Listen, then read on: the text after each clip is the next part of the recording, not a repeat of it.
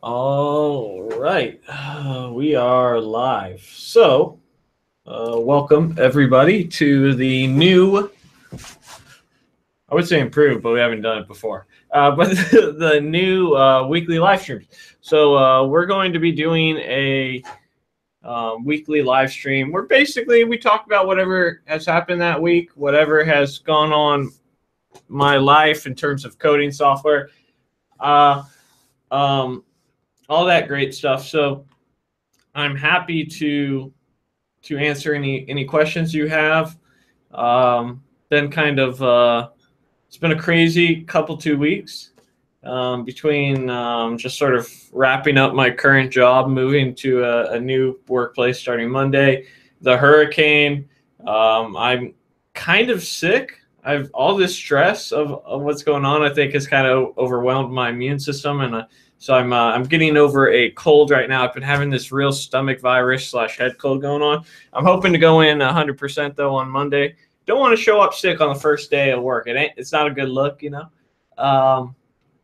But I'm very, very excited. Sumit Kumar, I think it's your audio that's not working, man. Everyone seems to be doing all right on my end. What is my new job? I'll be doing front end for a marketing company, a very large marketing company. They basically market health and beauty products. So, yeah, I'll probably do a video about. I don't want to necessarily make it about me, but the benefits of working on a small team versus a large team. I'll probably do a small team first because that's what I'm most familiar with. I'll be going to work with a large team at my current work, which I think they have 20 and they're going up to 80, or they have 40 and they're going up to 80 developers, something like that. So lots of things can be learned when you're going from a 3 to 4 person team to a 10-person team, and there's multiple groups of 10-person teams. A lot of times what happens is that you have a lot more control. We have a lot more control in smaller teams, and you're a little bit more specialized in the larger teams.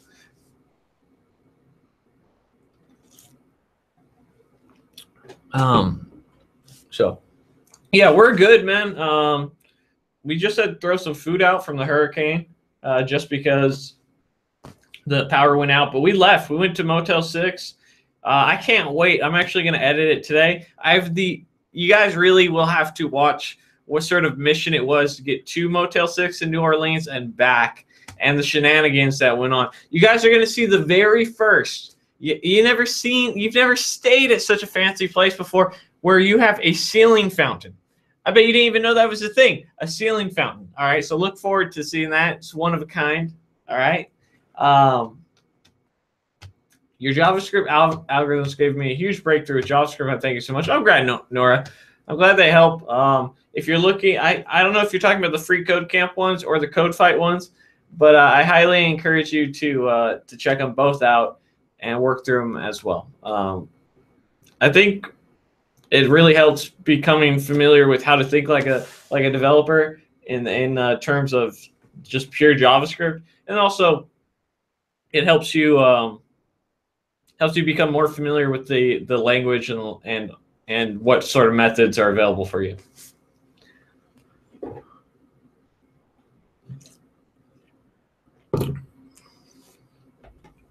Yeah, I have about 40 or 50 or 60 algorithms up for code fights as well. How much JavaScript should I know before learning Angular 4? How much JavaScript do you know?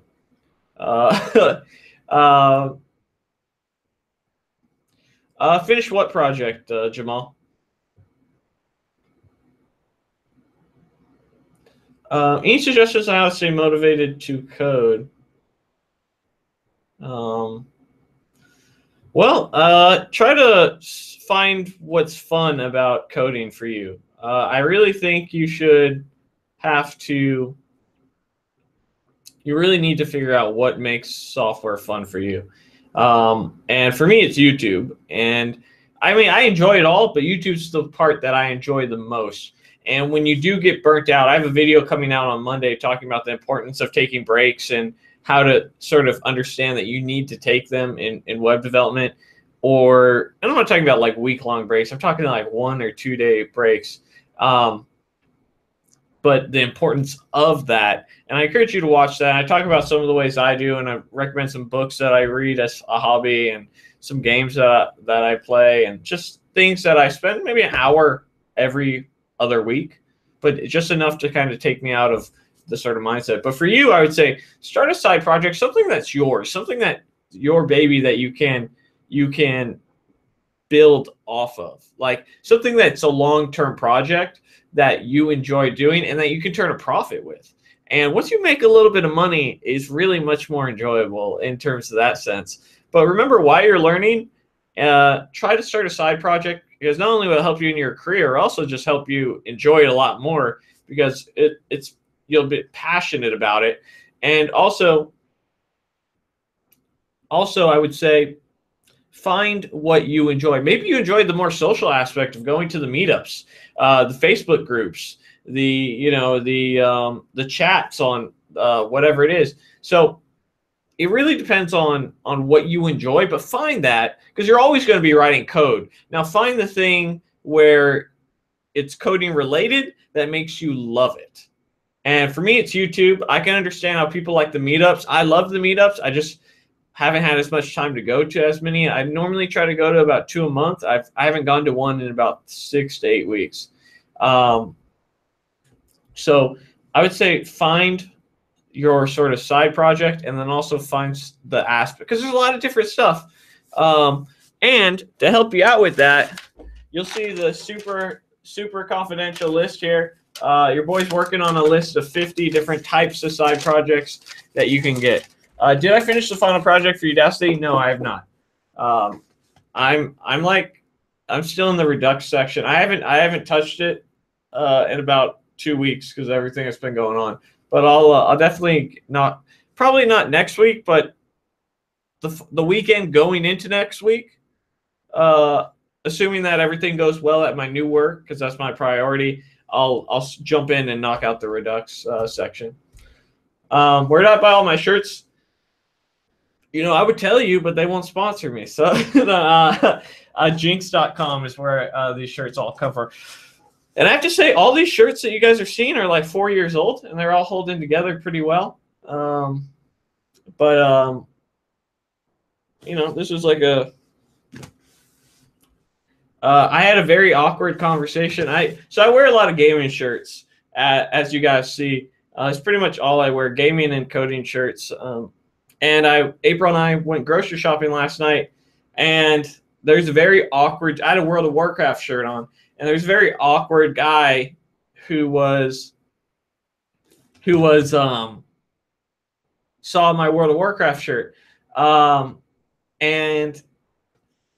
he starts having all these philosophical conversations. He's one of those guys who's awkward and trying not to be awkward. And he says something along the lines of, "Do you play any other Blizzard properties?" And he says it like this, right? Like, I'm not just, like a lot of hand movements, and in this sort of not flamboyant, but very almost comical way. And I was like, yeah, I played StarCraft, and I've played Warcraft and Diablo. And he goes, would you say that StarCraft is your favorite RTS? And I'm like, nah, it's probably Warcraft. And he starts going on. He goes, Warcraft. And so he starts going on. He's like, would you say with the races of all in Warcraft that they are catering to a certain another? Are you getting what I'm slinging here? And I was just like, you have some sort of undertone going on right now, man, but I'm not getting. He's like, that's all right. And it's just, anyhow, so the point I was trying to make was when April and I left the grocery store, and this, by the way, this is not an uncommon thing to happen, because I wear gaming shirts all the time, and like 9 times out of 10, I'll have a Mass Effect shirt on or something, and someone will say, "Hey, man, nice shirt." I said, "Thank you," right? But about 1 out of 10, I get one of those sort of really, really awkward guys that are just all over the place, right? And I don't mind, but it's always kind of awkward.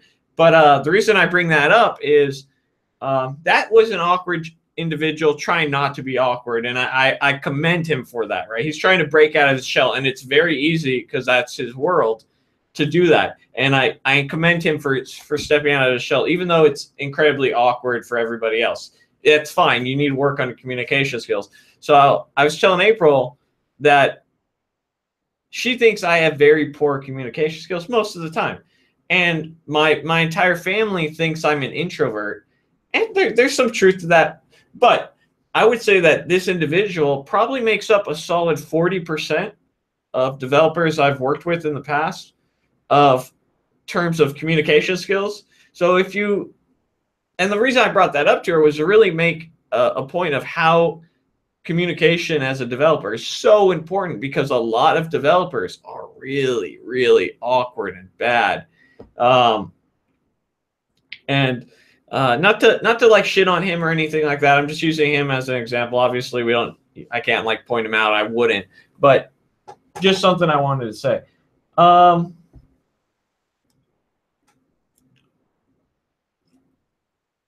I would definitely recommend getting an internship over freelancing for a junior role. I did get a new job. Yes, I'll be working as a front end individual at a marketing company for health and beauty products. How much is your salary? I don't have a problem saying that, but I don't know that my employers would appreciate it. So I'm not gonna answer that. I will say that I am being compensated more in various aspects than my previous role, and my previous role paid pretty well.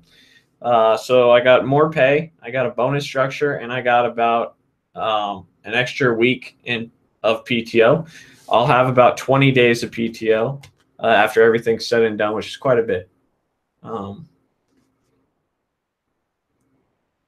I'll tell you is the PTO. I have a bonus structure, and I'm making a little bit more money than I was before.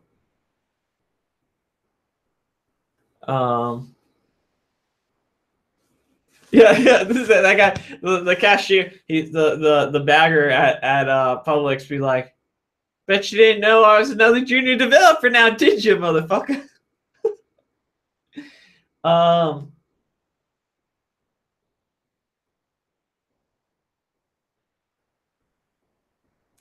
Do you have any advice for someone who is self-employed who doesn't lean towards design for web development when it seems like design is so important? I can tell you right now, I suck at design. I suck at CSS, and there's plenty of people that go into that. Before you go into that that skill set, there's UI and UX guys. UI, it depends, right? A lot of times is Norhide, what happens is maybe it's important depending on what you're kind of currently qualified for. But as you move up to working with frameworks and back end and stuff like that, it becomes less so because your role becomes more specialized. It also depends what type of role you're in, right? If you're working at a shop that all they do is build, basic web applications, websites for customers, you may run into a little bit of an issue. Pros and cons of Angular versus React. This is something I made a video about. I don't think I ever released it though. Does anyone here remember if I released it? I know I made the video, but I think I accidentally deleted it when I wiped my hard drive.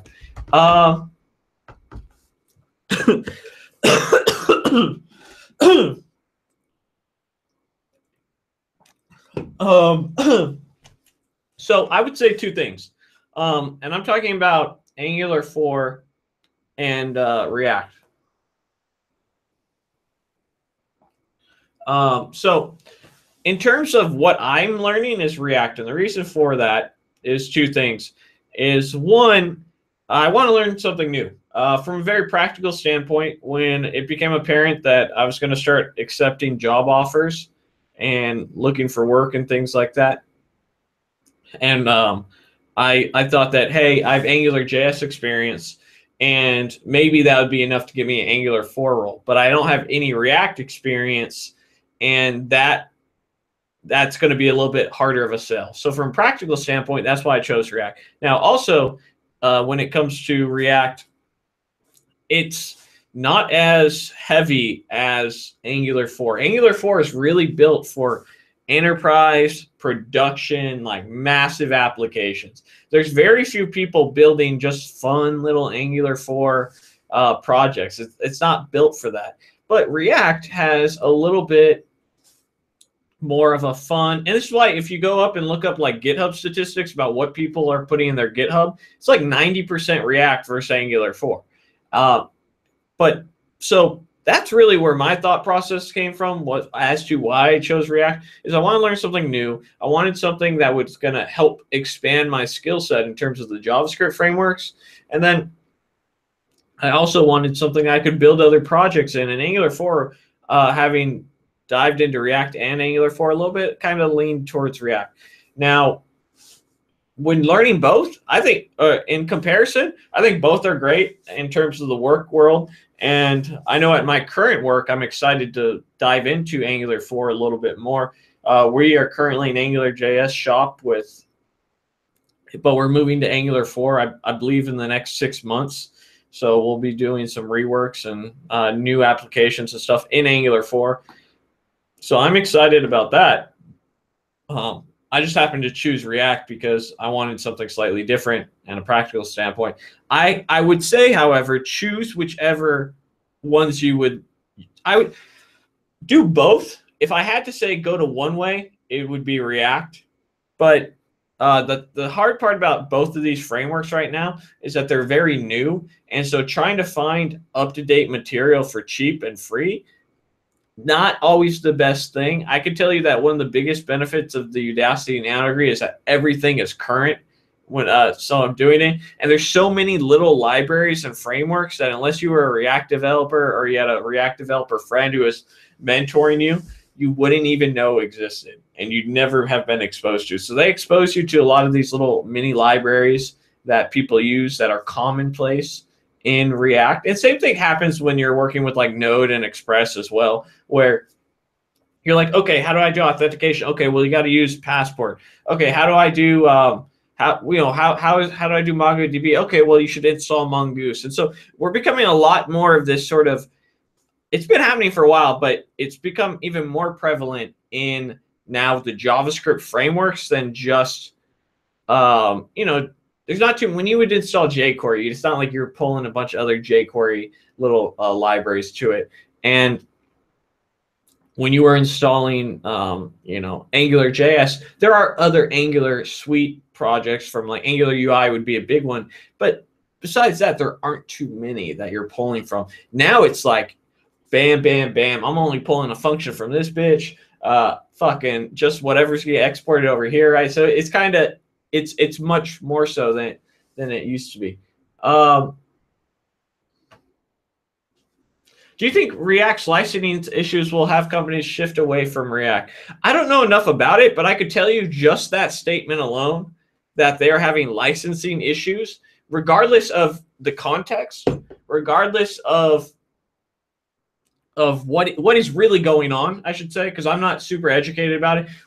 I've just heard enough that there are some sort of licensing issues going on. I can tell you that companies as a whole tend to be on the conservative side, and because there's just smoke. Let's not see, there's smoke, right? There's no fire, there's smoke. Naturally, people are going to shy away because there aren't any Angular 4 issues, right? There aren't any Angular 4 licensing issues.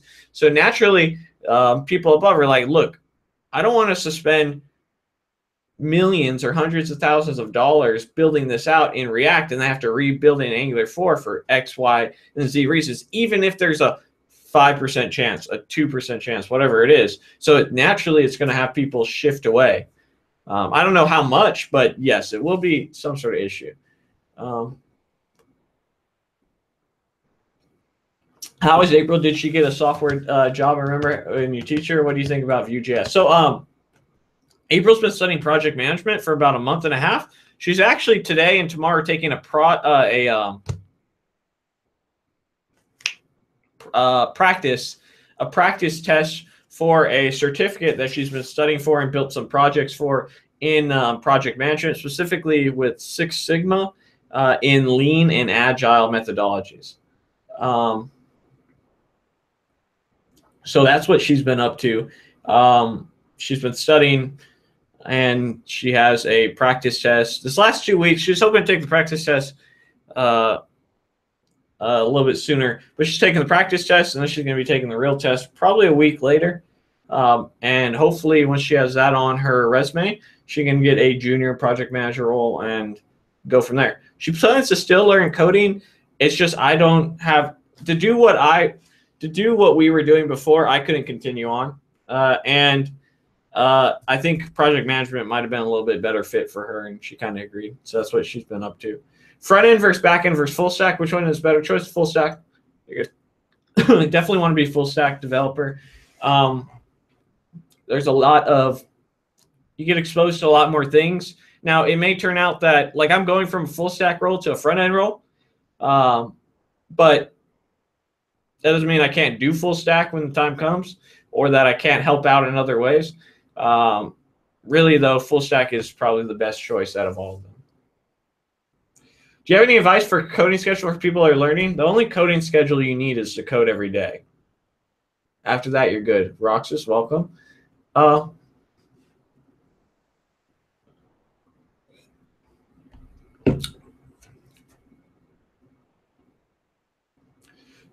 since there are so many add-ons to React, is there a site to find them like there is for Ruby Gems? I don't know, man. I've just been following the Udacity program. I haven't been able to dive into where. I'm sure there is something like NPM, like where there's a database where you can search for stuff, but I don't know.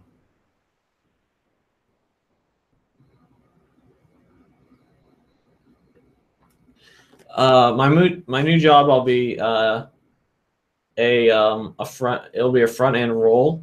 I'll be working in AngularJS, and the company itself markets and sells health and beauty products.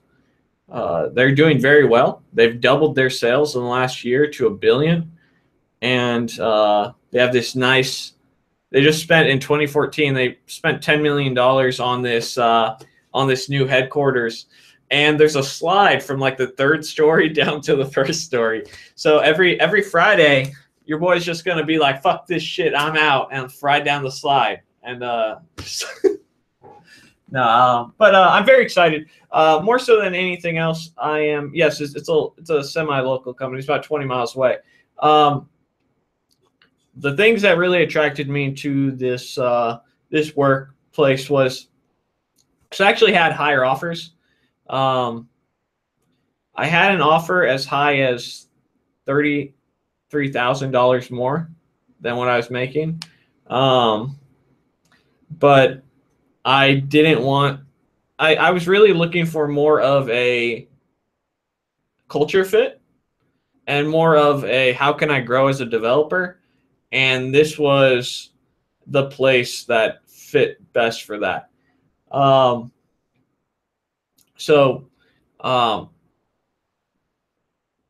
That was what I was looking for. And the people there, the people I've met with, and the environment, the team, what I'll be learning, what I'll be working on, was very, very attractive to me. And so it wasn't about the money for me.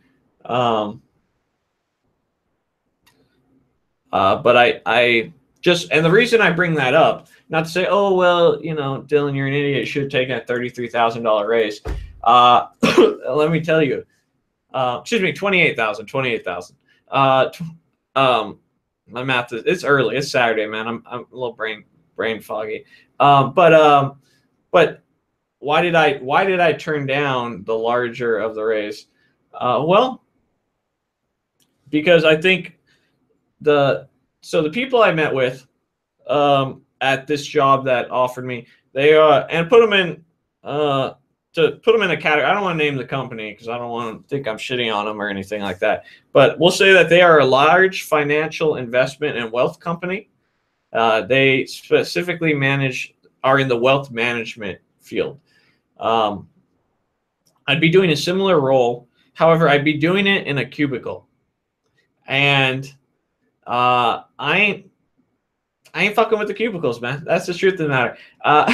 So the cubicles might have cost me about $15,000.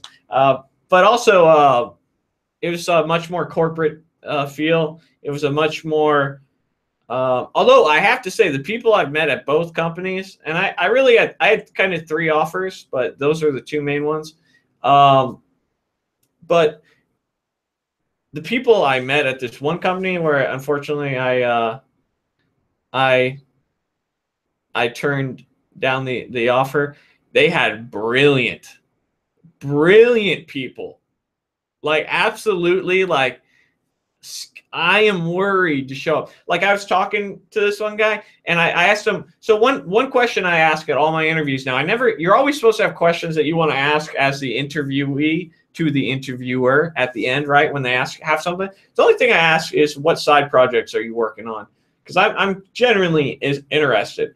And I asked that same question, and the guy is contracted out to build a cryptocurrency. That's what his side project is. And I knew they were all brilliant guys.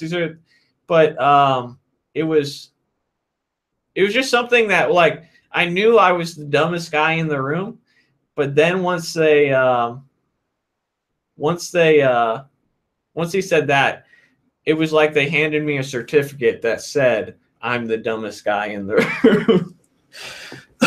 How old am I? I am 29. I will be 30 next month. So, I ain't be messing with cubicles. You know what? It was really, I didn't think it would bother me as much until I was actually on the property, and I was walking by and I saw the, like, the little taped up sign to be quiet. And then we walked through an aisle of the cubicles, and I saw on the left, I probably saw about 10 different developers on the right and left, and they had probably 150. This is a very large company. But I saw them, and not one of them looked happy. You know what I mean? Not one. All of them just looked like they were kind of. I didn't get the, hey, I'm happy to be here look, right? And that was something that was, and that goes back to the culture thing, is you need to find a place that you want to work. And I want to work with this new company that I'm working with. So, it was not Goldman Sachs, but it's in that same sort of category. I'll leave it at that.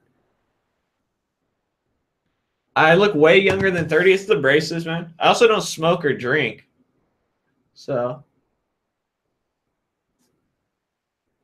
will I continue learning backend? Yeah. All the projects I want to build have to have a backend. So, did I have to solve any algorithms during the interview? Yes, I had to. I had solved So let's talk about these 2 interviews since we kind of talked about it.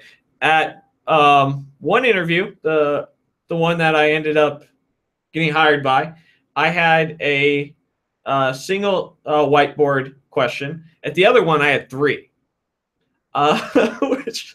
which I've never had 3. Like, usually the way that it works is most of the time they'll give you a single algorithm, and then they will go and they will have you continue to hammer it out. They'll add new cases, or they'll have you say, how can you refactor this to make it be more productive? How can we improve upon this? Why did you do this? How could you fix that? That's usually been my experience. And I've had about, 15 of these in person, I would say, in my lifetime. Now, this other one gave me 3 by 3 different people with escalating difficulty. It was brutal. I also not only had the dreaded whiteboard interview, and mind you, every time I'm there, I'm always thinking like, I hope I don't throw up on these people, because there's something about job interviews that are just nauseating to me. Just the pressure and whatnot. I crumble. Granted, I did okay because I got offers and I got a job, right? But in the moment, I feel like this ship is burning. Not only is it sinking, someone lit it on fire before it went down, right? So that's how I feel in the moment. But I also had a take-home project as well, basic JavaScript. They sent me like one page of instructions. This is what it should do.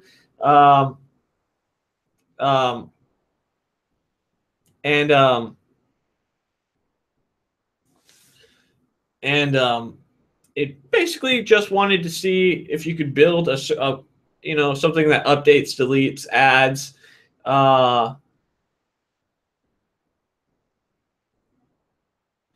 Neurohide, you should not if you don't have to. You should maybe make a duplicate. But that's one of the things people hate me for putting in my videos. And mind you, a lot of my videos, by the way, guys, when I'm actually going through and building projects, please take them with a grain of salt. This is just one person on his journey to becoming a developer. A lot of the algorithms, a lot of my projects that I built, I would have done in a much better way than are up there. It does work, but it's not always the best. But just understand, because a lot of us are worried like, oh man, this awful code I have written on my GitHub, right? I got awful code that are videos of me from a year or 2 years ago. I'm a much better developer than I was 2 years, 3 years ago. But the reason I bring that up is some of the practices that I had then, not always the best. So when you are doing it, think more about the thought process and understand that there are a million different ways to solve algorithms, and that this is probably not one of the best, but it works. That's why I'm bringing that up. Do they care about your thought process? It's the fact that you got it correct. Oh yeah, they definitely cared.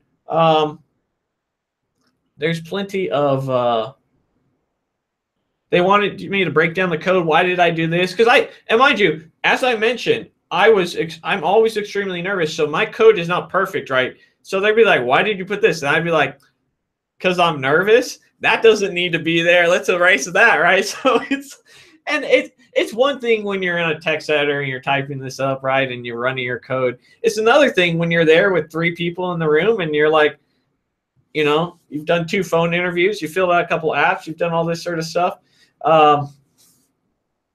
So it's a whole nother experience because now it's game day, right? So it's a whole nother thing, and I think you get some leeway in your whiteboard interviews than you do in your like maybe a take-home interview. I happen to do both. Usually the take-home interviews are more so in the algorithm base. The one I had was actually building something out.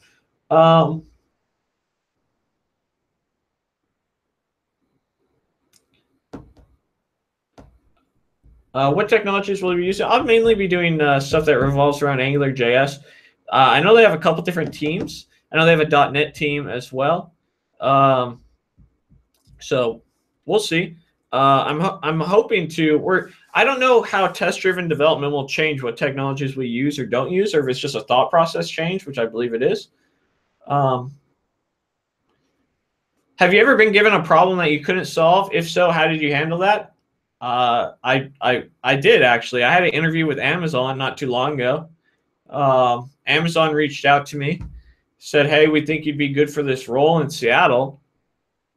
I wasn't necessarily looking to go to Seattle, but Washington was one of the areas I was considering moving to before I went to Florida.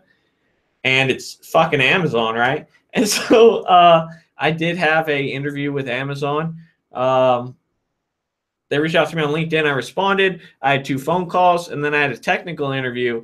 And it was not a super hard problem. It was just one of those problems that, because it involved regular expressions to solve in a, I just made, between the pressure and the sort of not being like memorizing regular expressions, I did very poorly. And naturally, they didn't make me an offer. It was very enlightening to know that I could actually get an interview with Amazon. Because I didn't apply to them, and they were looking to hire people, and that would have looked great on my resume. But yeah, I've been the one that comes to mind really though. That's a fairly recent one. The one that comes to mind for algorithms that were super hard was before I accepted my previous role that I just ended. I was interviewing simultaneously with this company in Las Vegas where I was going to get a little bit of equity with the company and a little bit of a lower salary, but the interview process was crazy. You had 4 different skills tests. So the first skills test, you had to do 2 algorithms. Not that bad, right? But the thing is they want you to solve it in different languages that you're not going to be using. So they give you a list of like 4 or 5 different languages. It was like Rust, Go, Python, and like Scala, like very languages that are very specific that most JavaScript developers wouldn't have. Now I did in Python, and the other ones by the time I ended up getting my offer, I think I was messing around with Rust, but it was they specifically wanted you to solve it before, like in different languages that you wouldn't even be using it. That shit like that, I understand kind of where they're coming from, but it kind of just pisses me off more than anything else. But when you do stuff like that, you have a much, much higher chance of getting a job because very few people actually follow through with it. So much so that when I got a job for more money, dropped it. I got time to gamble with you guys, especially when there's like 3 more skills tests coming up. No. They had such a long interview process. Oh my God. It was meet with the recruiter, have a phone call, have a skills test. This is where I stopped. Talk with the people you'd be if they pass you on. Cool. After that, you have another skills test. Cool. Meet with talk with the CEO or CTO, and then have your final skills test, and then an actual in-person after that.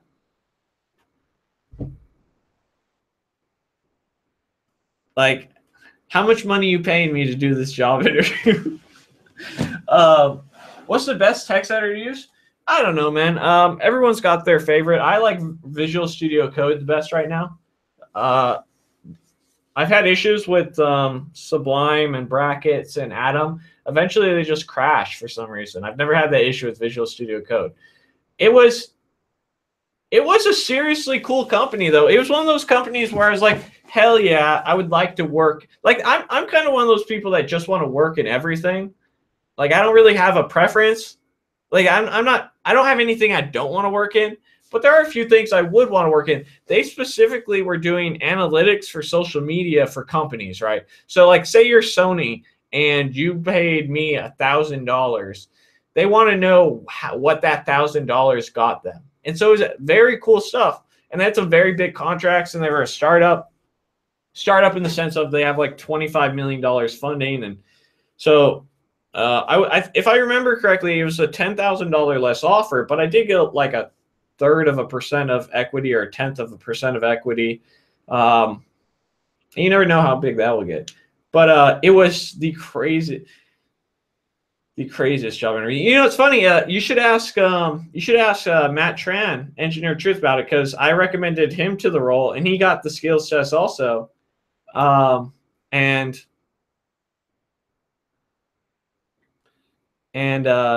he was just like, dude, this is a stupid fucking test. He's like, what a pain in the ass. I was like, yeah.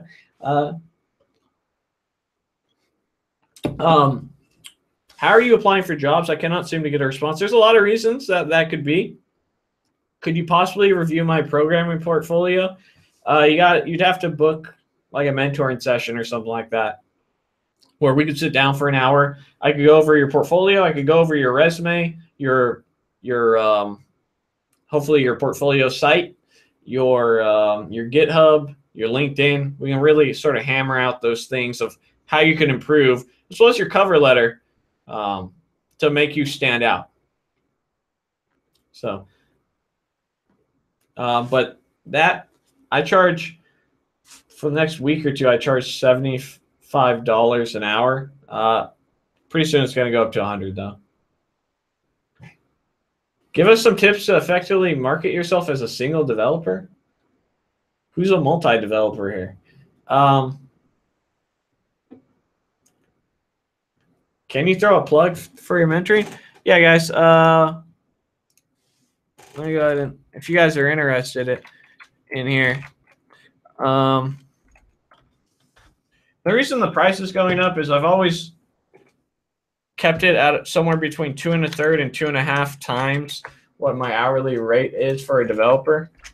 I'll throw a link in chat right now. $75 an hour. Book a session.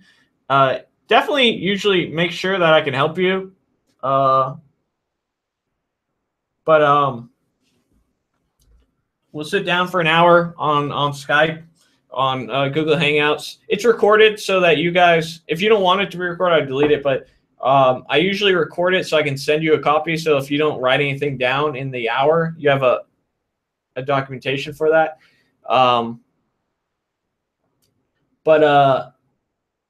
I mean, 5 tips to market yourself as a developer. I just did 5 things you need to do to land a web dev job. A lot of those things we're going to go into additional details in the mentoring as well. So I would encourage you to watch that video.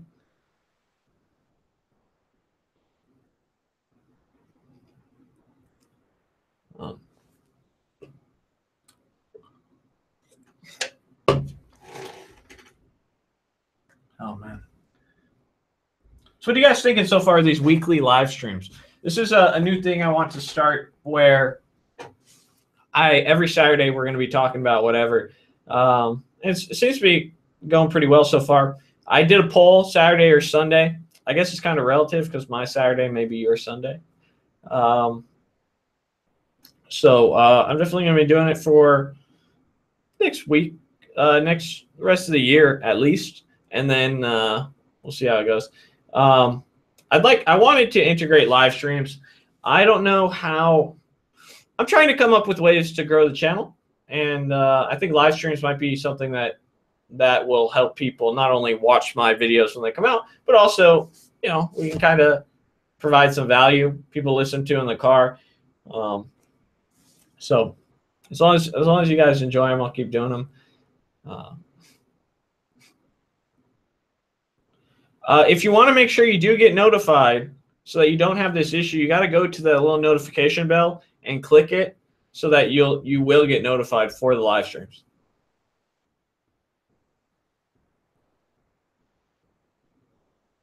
So I got some good videos coming out for you guys too. One of the things that I want to do in next week or two is between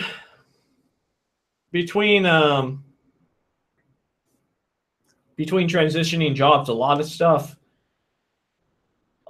happens where we can talk a little bit more in detail about job searches. We can talk a little bit more in detail about interviews.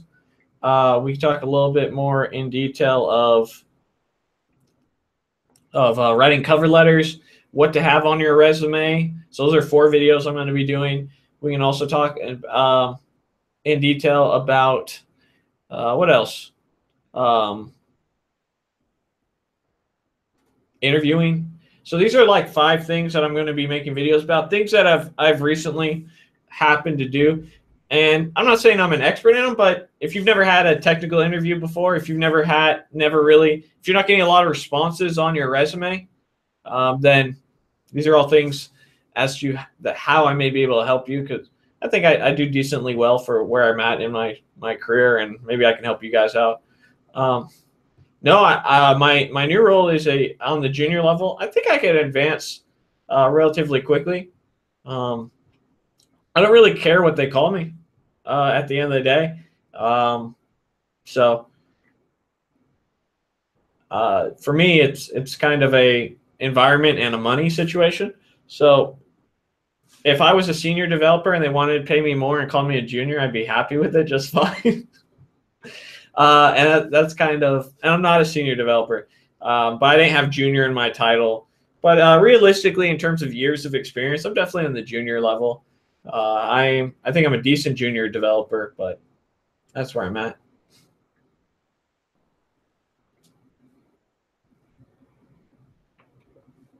All right, I have a new one, Christ I'm Deaf. Am I working for a larger company? Yes. The company I'll be working with will be doing about $1 billion in sales from what I've read. And the one that I was working at is in the tens of the millions, so much larger. Do I still play video games? I kind of started playing a little bit recently to kind of take a break and relax. I was really getting stressed out by the interviews and all the stuff that goes along with that. So I started playing a game called Dragon Quest Builders. It's kind of like a, if you ever played Dark Cloud back in the day on PlayStation, it kind of reminds me a little bit of that with Minecraft mixed in. Basically, you're crafting, you're attacking monsters and you're taking back a world and whatnot, but you're also building up your base and building rooms and stuff like that. And you got your inn, you got your equipment room, you got your cook, you got your shop, your workshop where you're building things. So it's kind of a very sort of Minecraft inspired RPG. Based off the Dragon Quest series. It's a lot of fun. It's made for like children, but it's a very simple and fun game. And so I like to sit down for about 30 minutes to an hour every other day, which is a lot for me. Normally it's like an hour every 3 weeks, which means I'm really enjoying it. But also I kind of needed some way to take myself out of life for a minute. But I've been loving it. So I typically only play games that have endings now. The one I learned my lesson with League of Legends and like World of Warcraft, where if a game does not have an end, I don't want to play it. I only want to play a game that actually comes to a definitive stop. But I did give up gaming entirely for about 1.5 years, 9 months, because I did think it was too much of a distraction. And I didn't want to, I wanted to focus on becoming a developer and becoming a better developer. So I completely understand that.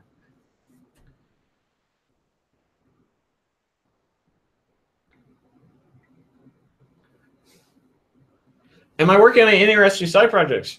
Yeah, so the main one's obviously YouTube, but I'm starting a podcast. We're actually filming the first one tomorrow. And so that will be my newest side project. When I finish the React project, which is probably about, I haven't been able to put in as much work as I wanted to into it because of everything going on. But when I finish that in about, let's say a month, maybe 5 weeks, I will be building some YouTuber tools. That'll be my next big side project. I'm very excited about that. Oh, and the most exciting of them all that I'm actively working on before I build the YouTube tools is how to build a coding channel course. It's going to be my first course I ever built. I've been working on the syllabus, making sure I have all my I's dotted and T's crossed and all that other shit people say when they're on top of it. So that is what I'm working on. I'm really excited about that. I can't wait to get that out and get that going. Right now, I'm kind of still in the stage of working out the syllabus, and it's going to be not only on a coding channel but also a YouTube channel that focuses on coding. So if you want to start, let's say, an engineering channel, you want to start a infotainment channel, whatever it is in your career, you're going to be able to take about 90% of what's in there and apply it. So it's going to be relatable. It's just going to happen that if you want to start a coding channel, that you're going to it's going to be very tailored to you for that. So that's probably the side project I'm most excited about. I've always wanted to make a course. You know, there's a very practical stuff of, hey, I have a coding channel audience. You know who that they probably like? Coding courses, right? So there's that aspect of making residual money. But I've always been kind of hesitant because I don't know how good I am to be able to sell you that. Like I have pretty high standards about what I want to sell as my first couple courses. And so instead of taking something that is very specific, and because I'm competing in the sort of JavaScript course world, I'm competing against people like Traversing Media and developers have 10 or 20 years experience. And it's a little hard, and I want to make sure I put out something that's quality. So I decided to go down something that I think I can provide a quality course on for sure, and that's unique at the same time, which is kind of fun, right? Which is how to create a YouTube channel / coding course, basically, or coding channel, with the coding channel aspect to it. So that's what I'll be working on. I'm hoping, I wanted to have it out by the end of this month, but I think it's going to be pushed back a month.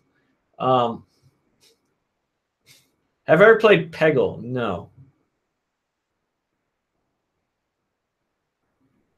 Why do you choose a traditional job over freelancing? I freelance a little bit, but freelancing is hard to maintain, especially as a junior developer. I think a lot of people, when they think of sort of the digital nomad lifestyle that involves freelancing, a lot of people who can do that have already existing clients, have maybe worked a traditional job, and they're willing to let them sort of go out of the workplace to keep their job. I think mainly a lot of those freelancing roles and a lot of the remote jobs, those are mainly for intermediate to senior developers. So maybe one day. Right now, my main concern is that I want to be a better developer, and to do that, I need to surround myself with quality developers. And to surround myself with quality developers, I need to be there in person most of the time.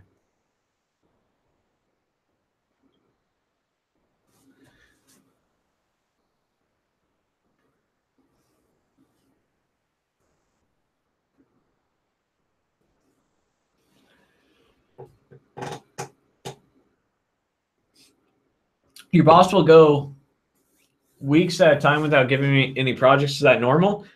Does he still think you're working on your previous project and you just haven't told him?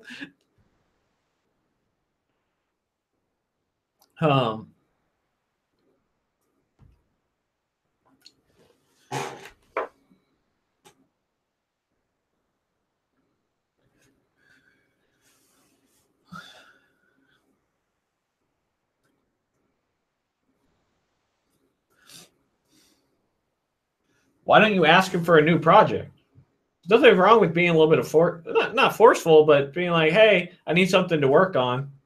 And if he just kind of looks at you blankly, start filling out applications because you may not have a job pretty soon.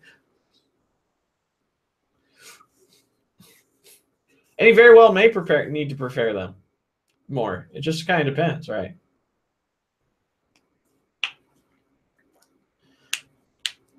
Just ask him what to be working on. I don't know. Every situation is very, very unique, but I would be kind of worried if I didn't have enough work at a job. Because usually it's the opposite, right? Usually there's so much to do that you only get to some of it. So when there's only some to do, and then you got nothing left, you might have issues. Maybe you ask your boss how you can help with his workload. Maybe there's some tasks that are slightly above your skill level, slightly below his, and you can say, okay, this is what I need you to do.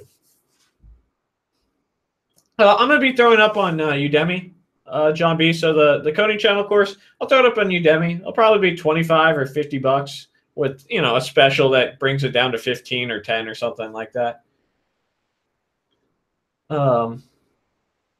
So it's definitely going to be up on one of those sites.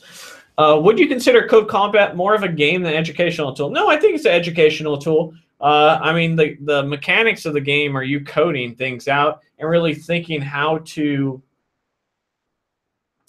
solve this problem, which essentially the problem is basically you breaking in an algorithm and going from there. Is 14 months too soon to move on? No. I moved on after a year, and my previous job was 9 months, but it wasn't a developer role. And the reason I say that is the average developer stays at a job for about 18 months right now. Now, at 14 months, you can probably leave for at least a $10,000 raise if you just wait. And a better situation and whatnot. So I don't know what you're making or what your market is, but I know in the American market, if you could probably get a $10,000 raise pretty easily. How high are you getting those fees? It's just oil, man. Just oil. Nothing like that.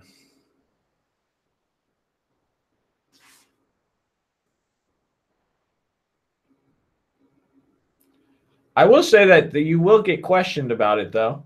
So just be prepared to have an honest, good answer. And they say, "Why'd you leave your work after 1 year and 4 months?" Because that came up in mine. My situation is a little bit different. I have very good reasons as to why I left, and I'll dive into that another video or another topic. I don't want my previous work to think that there's any issues with them, because it would not necessarily wasn't on my end. But I had a very good answer, very true answer as well, as to why I was leaving after just a year. And another thing is that if you are like me, who is a transplant, meaning that I left from California to Florida, they're always going to be wondering why, and they're always going to be wondering when you're going back. So you need to have a solid answer to elaborate, to put their concerns. And it's a fair concern. Why'd you leave California? Why'd you come to Florida?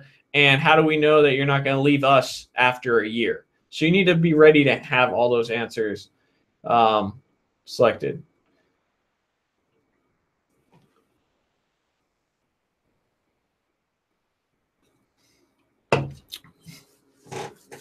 What do you suggest for learning more math post-college? I imagine there's probably some courses on Udemy. I would also say that math, just like coding, is something that you have to do kind of daily. So start incrementing it into your day, and going from there.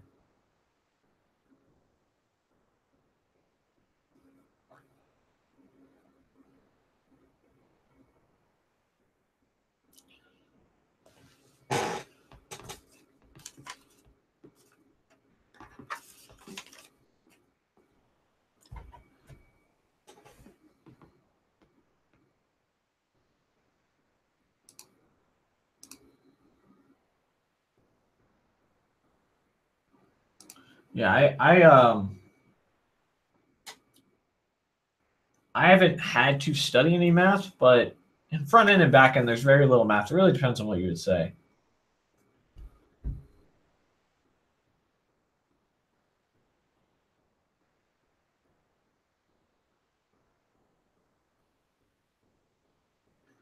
What's my current computer monitor setup? Well, I have 4 4K monitors on like a rack on a automated standing desk. And then my computer has a 4.4 AMD 8-core processor, if I remember correctly, with a GTX 1080 Ti, and a 1 terabyte SSD, and a 2 terabyte HDD, or is it HHD? The old one. So I don't know if that answers your question or not. Then I have my monitor, or my mic and headphones and all that sort of stuff. HDD, thank you. Yeah, so I would say that I have a pretty good PC. It's one of the few things I've treated myself on. I save about 50% of my income right now save/invest, I should say. I mainly invest. I keep very little money on me. I invest about 50% of my income, and I'm still able to. I'm lucky enough to still be able to treat myself to an office and using upgrading my computer when needed. Although I don't really need anything else. How do you feel about using textbooks to learn web development? I think it is so bad. So bad. Oh my goodness. I think textbooks are so incredibly bad to learn web development.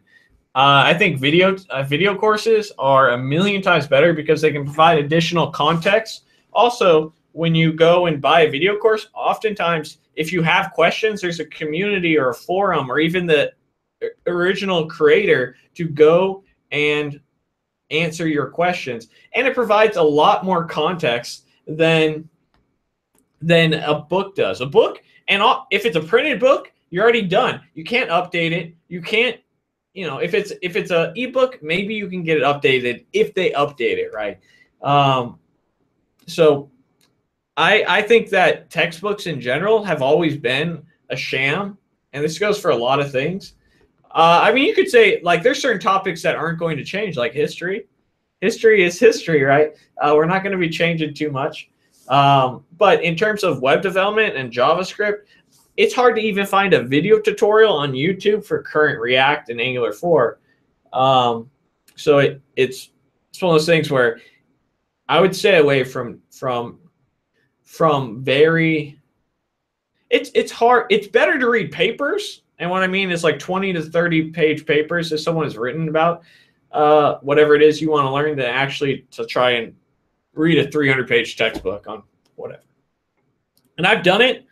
I've started it, and before I realized, I've bought 3 books in my lifetime, and I've never read through all 3 because by the end of chapter 2 or 3, I've already realized that this stuff is outdated. It's talking about version 1, and they're on version 4, and it's only been a year, right? So it's just one of those things where I would definitely say, if you can, video tutorials is the way to go. Gotta run. Thanks for the info. Hard work on the channel. Take care. Thank you, man. How did my place do with everyone? We did okay. Power went out. Somebody's sliding glass doors broke. Some sliding glass doors broke. Some trees collapsed. Ripped the doors off of the trash compactor outside. Some of the roof shingles got taken down, but our apartment specifically was perfect. Wish we never left. So we did all right. When we came back, our power went on like, I think 2 hours before we got back. I have a front-end role for a marketing company for health and beauty products.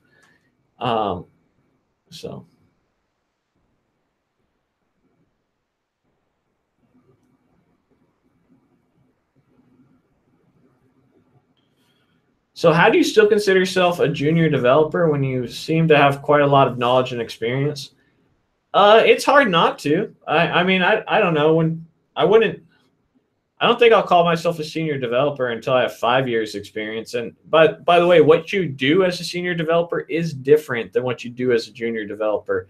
So I'm definitely not a senior developer.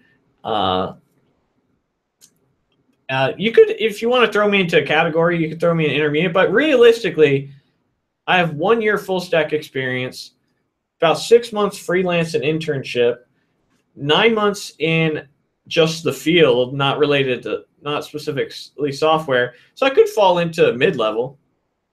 Where my strength comes from, and what is that, even though at best I have 2 years experience, let's say at best I have 2 years experience, about 1.5 is development. So at best, we'll say 2 years. Yeah, it might throw me in mid-level, but realistically, I'm not too concerned about titles. Where the strength comes from and where you're saying like knowledge and experience is the sheer amount of hours, right? I'm doing this every single day, like literally every single day. I'm also studying other things. I'm building projects. I have a Facebook group. I have a Discord channel. I have a YouTube channel. I'm always reading up on this, and I'm able to understand situations very clearly and hopefully articulate it back in an educated manner. And part of that is being able to make videos and getting better over time, sort of communicating, and that's going to translate into the workplace. So I would say, and this is something some people may disagree, but I would say that there's more value in a junior developer who can communicate clearly than an intermediate developer who can't. And so you're in one of those spots where, me personally, I don't know. Until I have people under me, I will consider myself sort of a junior developer. Patreon supporter. Thank you, Nora. I know I've got a few, and I haven't been able to go and thank them. I've gotten like 2 or 3 people have supported $5 or $1 on Patreon. Patreon.com/codingtutorials360. And I haven't really been able to follow along. Do I have a favorite tech news source? Not right now. I get a lot of people that share in the Facebook page, Tech and News. If you guys aren't a member of the Facebook group Code Tech and Caffeine, which coincidentally is the name of the podcast, look forward to that soon. It is something that I get a lot of my stuff from Facebook and YouTube. I have like 400 channels I'm subscribed to, and about 200 of them are related to software and code.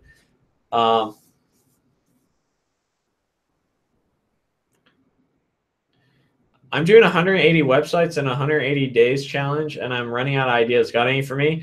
I would say do 3 websites in 180 days to make sure they're quality over quantity. If you're a junior developer, then I'm a junior tooth flosser.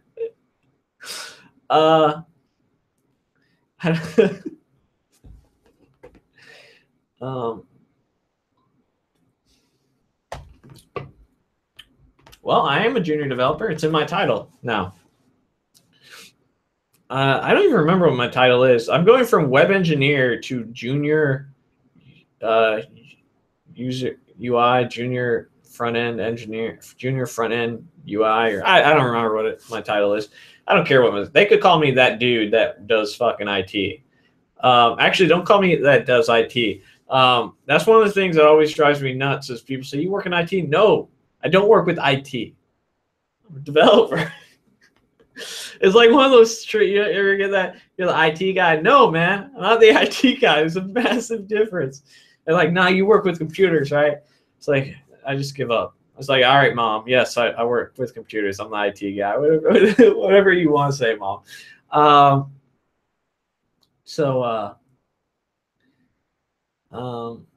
But yeah, Aaron, I would say you'd be better suited building a quality web application that you can actually turn to make a profit on with some ad revenue or whatever it may be than actually building 180 websites in 100 days. What the hell is that going to do? No one's going to look at 180 websites. Matter of fact, I don't even think you'll get better, like substantially better by building 180 websites, because how much time can you put into a website in one day? Like realistically, how much can you improve if you're building something brand new every day? Tell us more about April. We love her. I don't mind talking about April, but it's weird when you ask to talk about April. Like someone, when we were in the hotel, in our motel, the Motel 6 with the amazing ceiling fountain. Look forward to that video on Wednesday. We'll say Wednesday. Look forward to that video on Wednesday. It's always someone's like, hey, show us April. You know, I don't mind. April doesn't mind being on camera until you ask for her to be on camera, and then it gets fucking weird. All right. Then it gets weird, right? All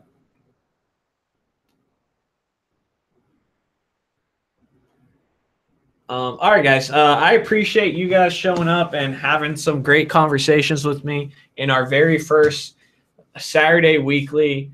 A little bit of AMA, a little bit talking about the new job, a lot of different stuff. I hope you guys are enjoying these live streams, as well as the ones that we will continue to do for every 1,000 subscribers we get.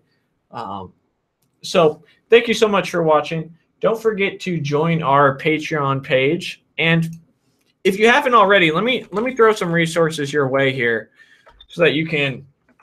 I'm gonna throw a link up in chat here for you guys. Right now, Humble Bundle has a great how to get a tech job bundle for series. How to land a tech job bundle series. I'm gonna throw it up in chat right now. It's got stuff about how to get into coding, how to get into web development, how to improve your resume, how to write a better cover letter, how to do LinkedIn optimization, all these sorts of things.